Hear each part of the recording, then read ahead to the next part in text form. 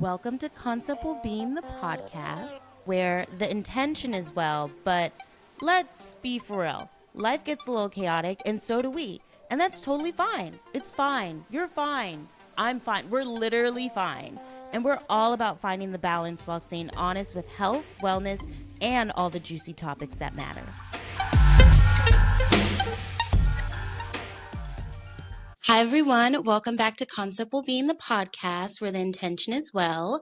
My name is Jade, and I'll be your host for today's episode. And on today's episode, we're chatting about somatic movement and embodiment with the incredible Rae Alexandra.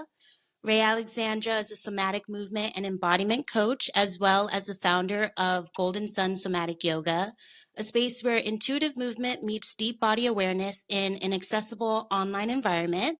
Welcome, Rae Alexandra. Super happy to have you here. Thank you so much. Good to be here. Well, let's kick the episode off with a moment. You are the special guest. Would you like to go first with a wellness moment, a fail moment, or a grateful moment? Sure. I'll share just a grateful moment. And I kind of see this moment as like a moment in my journey. I had been trying to switch to the wellness space. I'm traditionally trained in law, practicing lawyer. And my grateful moment is that 2024 was my first year in working full time for myself in the wellness space after running this business for a couple of years before that, practicing law and teaching yoga on the side. And I think, my gratitude is just for really stepping into the work that my soul is really asking to do, walking in my purpose, and just getting to share what I'm most passionate about every single day. So that is my gratitude moment today. I love that. And congratulations. That's so big. I will share a moment. Let me think. Let's see. I'm going to do a grateful moment. I'll try and mirror yours. Grateful. I'm going to stick with what's currently going on with me right now, which is TikTok. So I'm going to say, just because it's jumping right now, I'm going to say, because we don't know how things are going to go, super grateful for TikTok, no matter which way it goes, and the community that it helped me build around just the wellness community and learning so much and being able to communicate with my friends all the time, no matter what we were chatting about. So super grateful for that online platform. So with that being said, thank you so much for sharing your moment. I love your moment. Shall we chat about somatics now? Yeah, absolutely. All right, cool. So maybe let's start off with what is somatics? What is somatics and how did you get into somatics? Yeah, so the word somatic comes from the Greek word soma, which means the body, but not just talking about the physical body, but really the felt sense of the body, the physical experience of the body as it is through our experiences. And so when we're talking about somatic healing work, we are talking about body-based approaches that allow us to process the experiences that we go through. So if you read books by people who started somatic healing work, it really was founded based on watching how animals process trauma in the wild, first and foremost. So we know from looking at animals, whenever they are in conflict, they have this moment of physical release. Now we understand that whenever we go through experiences, especially traumatic experiences, things that our body holds onto, our body will remember that trauma even whenever we're working through that issue in the mind. So we go to therapy is amazing. I've done lots of talk therapy myself, CBT therapy, DBT therapy, definitely a necessary part of the step. But what somatics is doing is bringing back in the body into that equation, into that process of actually processing and expressing those past experiences we went through. Otherwise, our body continues to operate from that same space. It continues to be re-triggered into those experiences, even when we've talked at length about what we've gone through.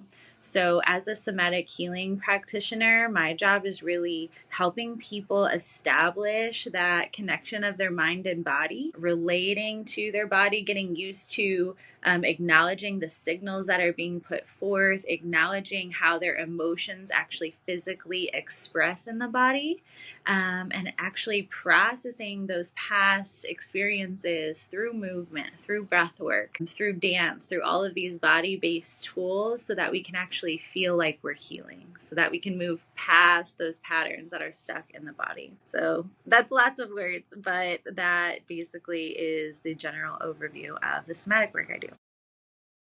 Thank you. Can I ask, like, what types of movement or like what types of dance would you typically recommend doing for somatic movement? So, whenever I'm designing sessions with my clients, it's really based on what's coming up for them. However, there are a few tools that I can definitely recommend just kind of in general. First thing I use a lot of the time in the classes that I teach is just somatic shaking. Physically shaking the body with the intention of releasing, of letting go, especially when we can bring our mind to what it is that needs to be released. Shaking is a great way for the body to physically have a release moment. Another thing that you can do is intuitive dance, intuitive movement, giving your body just the space to move and express in a truly free way.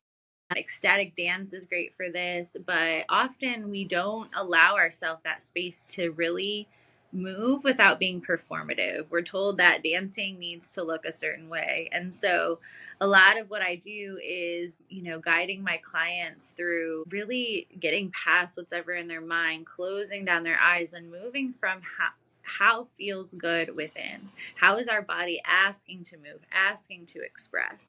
It can be like putting on music that's really fast, or maybe it's just slowing down and stretching in ways that feel good to the body. There's certain embodiment work as well whenever we're trying to lean into a certain emotion, say that it's anger. One thing we may do is stomp our feet, slam a pillow on the ground, all of these expressions that allow that rage to be felt and moved through the body. And so depending on what is coming up for my clients, we move through different movements, but it's really about acknowledging all of our emotions, honoring the validity of those emotions, and stopping the resistance that we have. We often feel so uncomfortable feeling those emotions that we're told are bad, our anger, our sadness, our depression, our anxiety. And instead, we hold the space to go within, to acknowledge what's there, to allow the emotional response to come up, whatever that may look like. So I am really a guide to encouraging that out of people, talking them through it, while them knowing that the movement that they need to know, that really is going to come from within. Their intuition really can guide them. We just need to get rid of those barriers that we have to connecting to that inner self, that inner wisdom. How did you discover somatic healing and like discovering the powers of it? Yeah.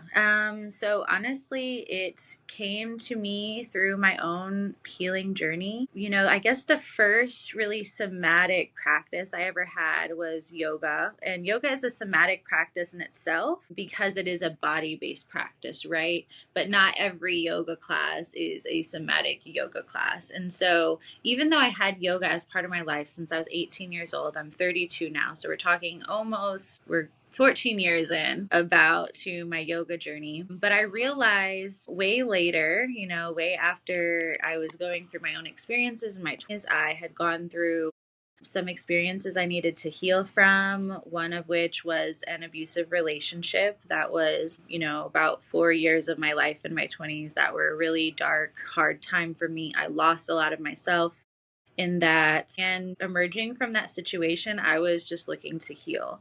I was going to therapy. Even in that relationship, I was going to therapy. My therapist was like, you are in an abusive situation, we need to change this. And even though I knew the trauma I was going through, I could talk about it, and I knew intellectually what I was going through was wrong, my body was still making these, it just felt so hard to leave. It was almost like an addiction that lived in my body. And I think because I knew about the mind body connection, the first time that I heard of like trauma informed yoga and somatic work, I was just like, maybe that's what I need. Someone had mentioned that this is like the body's way of processing. And it was like, wow, I realized how intellectualized I had been in my process, trying to read all the books on abuse, trying to talk my way through it. But I never really felt better. I never really felt the confidence I needed to feel and felt, the anger I needed to feel. All of these emotions that come up that are really meant to serve us, that are meant to show us where our boundaries need to be placed. And so the first time I ever did somatic work was back in 2017.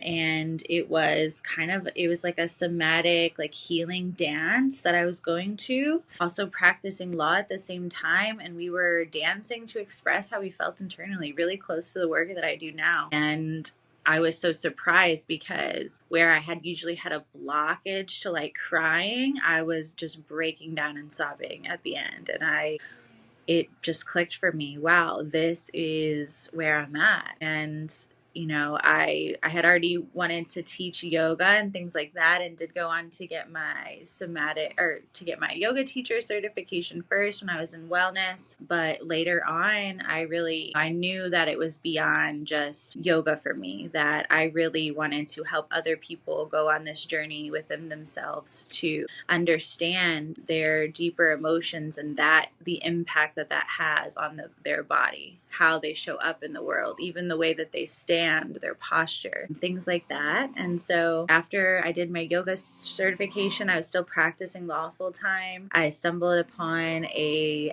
somatic facilitator training, and I just knew that once I was going to commit to wellness, that I wanted to do the wellness that worked the most for me. And, did that facilitator training, and then a later coaching training in somatic coaching, somatic breath work, energy healing. So now I'm kind of on my third training in this space, and I fall more in love with it all the time.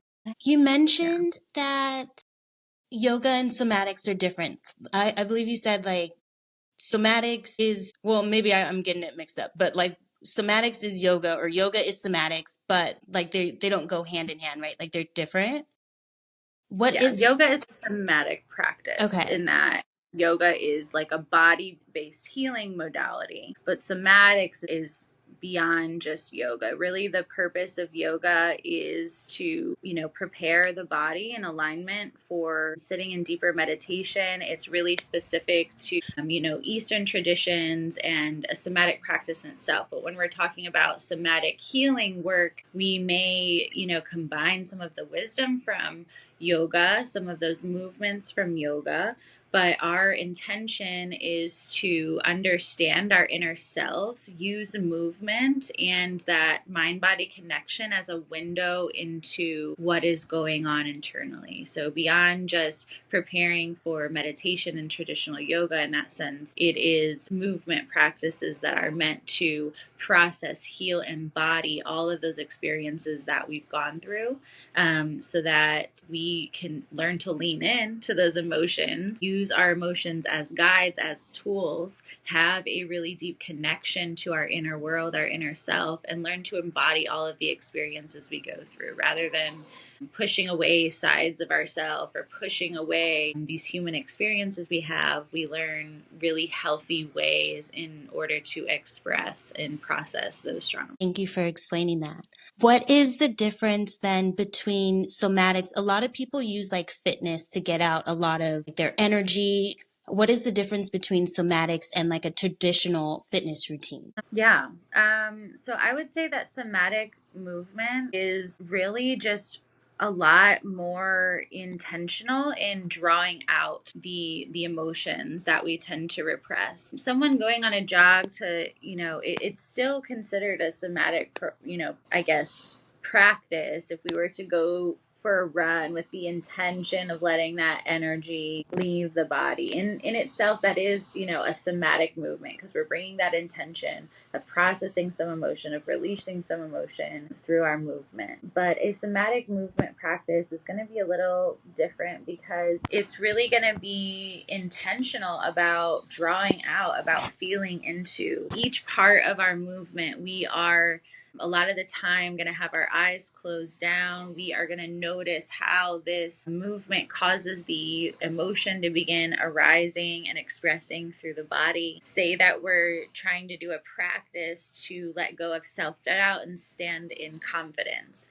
We might start by changing our posture. We might power pose. We might take big, powerful stances. We might put on a song that feels really powerful to us. We might practice moving with strength and expression and taking up space in order to prepare, for example, for a big presentation at work. That would be an example of what we may do in like a somatic embodiment session with that aim. It really would depend on what our goals are. A lot of the time, it's an emotion that we have avoided. I'll say a lot of the emotions with women that I work with are centered around anger, because so often women are socialized that their anger is not acceptable. We are socialized to be very people pleasing. So finding safe ways to express that anger, and I know I gave some examples earlier, but it's been coming up a lot recently, but having a space to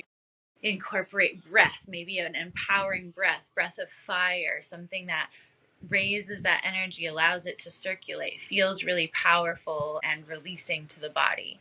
Maybe it's screaming into a pillow, finding ways to draw out what it is. So I would say going for a jog to release, that's somatic in itself, but it's just a little bit less in depth, less with that intention of working through something for a set period of time and having our body mirror the language of what it is we're trying to embody or what it is we're trying to express. You mentioned screaming into a pillow, and that one I would say top for me. Love that one. Yeah. So I noticed, and since we were just recently talking about like running and stuff, you sometimes call your classes work-ins instead of workouts. Why do you call that? What is the background on that one? I would say I call them work-ins instead of workouts, because to me, workout kind of has a connotation that we're doing this as a way to change our physical body. And there's nothing wrong with that. Getting stronger, all of these fitness goals are amazing things, but it's really not the goal of my sessions. I'm not teaching movement as a way to change our physical body. It's really not. Of course, there is like the benefit of health. That's a side benefit of what I do, but I'm not really there to help you drop 20 pounds or tone up your legs. That is like really what you want to go to a fitness person for. Instead, these are work-ins because the work that we are primarily doing is in really learning how to come into alignment with who we really are, doing the inner work. That comes from one, acknowledging where we are, getting really true with ourselves about where we are, honest and authentic in just the experiences that we have, being okay with not always being okay. And then also acknowledging where it is that we want to go. So another big part of my classes is that we are connecting to our purpose. Very often my themes center around that version of our lives that we really have for ourselves, that deeper vision. What would it look like to walk in purpose, to serve those around us? And then the work being closing that gap.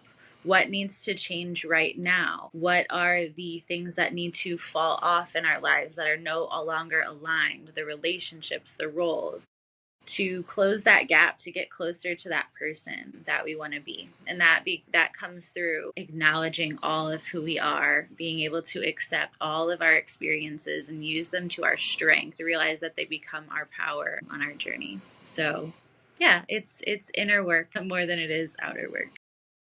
That makes sense. Mm-hmm. So, looking ahead for your vision, what ideally would you be moving towards in the next couple of years that we can look forward to? Absolutely. Well, I do see myself continuing my online class container. So I would love to just see bigger community, people having a space to connect, getting to know each other, just like any studio is one goal of mine. Continuing to walk next to my one-on-one clients. I am absolutely loving one-on-one work. It's gives such a space for intimacy and deeply holding these issues that people have that often they don't have anyone who's held that space for them before. And so continuing seeing that transformation, supporting that transformation. But I would love to see two more things offered at my online healing studio. One, a group program that allows women to connect in space together. That's something I'm designing right now, but I really want a space where we can go behind just hellos, goodbyes in the online classes and really have a space to reflect off one another, to relate and see the issues that were going on together and bring in multiple women at once to one container. And another thing is living in Hawaii. I am working on finding a location for retreats, doing retreats twice a year here in Hawaii, and having people out again for an entire week of somatic healing based work. Really just a place to connect even deeper, have people come in from all over the world, and yeah, just dive into this type of work in person. It sounds amazing.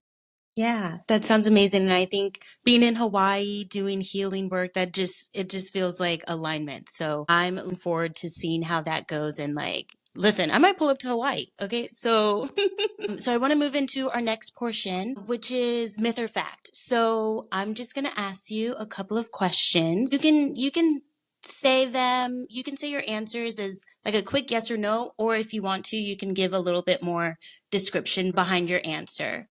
So, rapid questions. Somatic movement is only about healing trauma. Myth. And that is, it's not just about healing trauma. Somatics can be about so much. Even when we're not thinking about incorporating or processing our past trauma, somatics is an amazing tool for embodiment, for really getting empowered from the things that we've gone through. And not all those things are traumatic experiences. We can learn to embody greater confidence. It's also a tool that I think is amazing for learning to process our emotions in real time. Even when we're talking aside from trauma, we are not often given the tools on how to respond rather than react. And so what somatics has given me is the ability to, when I am feeling triggered, my mind is now trained to go within my body. It's taught to actually watch that emotion begin to arise, notice the physical sensations, and I can observe and be with it rather than immediately jumping to that reactive state that I want to jump to. When we have that mind body awareness, we can slow down, we can take that triggers as a sign, we can have certain practices that we come to when we notice it arise, and it gives us our power back over our responses. So I think it's good for so many things beyond trauma healing. I really help people as well come out of burnout, stress. That can relate to trauma as well, but I think it's a little bit different. I think that it's something that can help us find our resilience and our ease in those times when we're feeling overwhelmed, when we don't feel like we don't have energy. That's also often a deeper symptom of being out of alignment rather than just tired. So this work can touch a lot of different areas in our life. If you're not moving perfectly or following exact instructions, you're doing it wrong. Giant myth. There is no way to do somatic movement wrong. It should always be guided on what feels good and to our body and authentic to our experience. And so I do have people who try to mirror what mine looks like. I'm always cueing in my classes. It does not need to look like mine. You can slow this down, find a way that feels good. If this movement isn't feeling good, that is really number one for me in my class. Somatic practices are just another trend. A definite myth. Somatics is a buzzword lately. We've been seeing it everywhere, but somatics in itself is truly one of the most ancient forms of healing. Our ancestors used dance in community and in individually as a way to express emotion, as a way to embody themselves. We see all over the world, you have different chants going into battle, going into different life events. All of these things were centered around breath, movement, dance, of course, yoga, an entire tradition. Other places in Africa, we can see movement and breath practices, different positions you would take to embody and draw in that energy, whether it be from the deities that they correspond to, as in yoga. You have a lot of the poses that are named after gods, goddesses. It is really an ancient form of healing, and one that we intuitively know. Our bodies know that they need to be part of the process. That's why we have, whenever we see children, for example, it's so natural for them when they become overwhelmed to have a physical outburst. And we actually train them to shut that down. We say it's a temper tantrum, right? When really it's a super efficient way of getting out energy, of processing that big emotion that we're going through. So remembering where we come from and the roots of where we come from is somatic work. Even though somatics came later, it's often attributed to Western men. And that's okay. They've given us a great framework. There's these amazing things, but we have to acknowledge that they've drawn this from tribal, indigenous people all over the world who have continued to use movement, breath, mindfulness practices, and healing always. Okay, last question. Somatic movement is only effective if you're consistent and practice it every day. I would say still a myth. I do think that when we can touch that connection to our body awareness, when we get used to a daily check-in with ourselves, at least that's one thing.